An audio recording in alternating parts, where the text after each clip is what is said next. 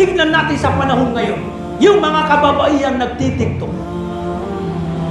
nagsasayaw sa social media, tinutularan ng mga kufar. Wallahi al-azim, wala silang karangalan, wala silang kahihiyan. Ang natutuwa lamang sa gumagawa nito, ay katulad nilang marurumi, katulad nilang masasamang tao at ang mga kufar. Nawala sa inyo ang karangalan, nawala kayong ng kahihiyan dahil iniwanan nyo ang Islam. Ginaya nyo ang kaugalian ng mga kufar. Iniwanan nyo, hindi nyo pinanghawakan ang karangalan na pinagkaloob sa inyo ng relihiyong Islam. Ang karangalan ninyo sa ayang pagsasabuhay ng Islam, ang pagmamalaki nyo sa Islam, ang paghihijab, ang pagkakaroon ng hayakain. Alayna illa al-balaghul mubin. Kailangan sa imra'atun salihah, taglayin niya ang pinakamahalagang katangian, ang kahinhinan, haya, modesty. Babaeng may asawa o babaeng walang asawa, yung haya, yung hiya, modesty, kahinhinan, dapat yung babae mainhin. Nasa kanya ang modesty. Huwag niyang iiwanan, huwag niyang tatalikuran itong katangian na ito. Kapag nawala ito sa mga babae, wallahi al-azim, para silang mga hayop, para silang mga kafir. Kayong mga babae, itinaas ng relihiyong Islam ang inyong antas. Binigyan kayo ng karangalan.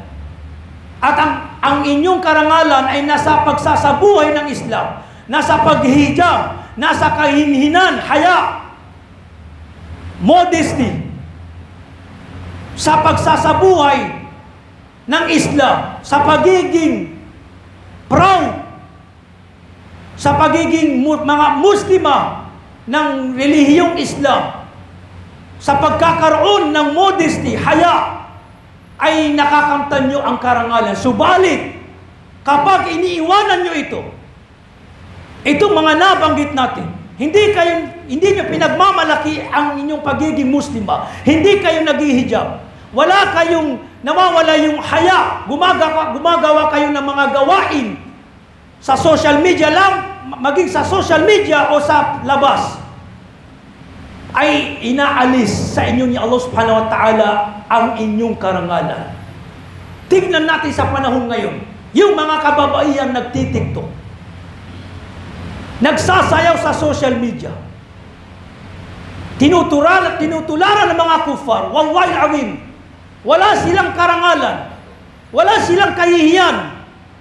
Ang natutuwa lamang sa gumagawa nito, ay katulad nilang marurumi, katulad nilang masasamang tao at ang mga kufar. Nawala sa inyo ang karangalan, nawala kayo ng kahihiyan dahil iniwanan nyo ang Islam. Ginaya nyo ang kaugalian ng mga kufar. Iniwanan nyo, hindi nyo pinanghawakan ang karangalan na pinagkaloob sa inyo ng relihiyong Islam. Ang karangalan ninyo sa ayang pagsasabuhay ng Islam, ang pagmamalaki nyo sa Islam, ang paghihijab, ang pagkakaroon ng haya, kahinhinan. Kapag nawala sa inyo ito, subhanallah, para kayong mga hayop, para kayong mga kufar. Ito yung sinabi ng Rasulullah. Idha lam tastayfas na ma'asyi'aka. Kapag wala kang kahihiyan, wala kang haya, gawin mo ang gusto mong gawin.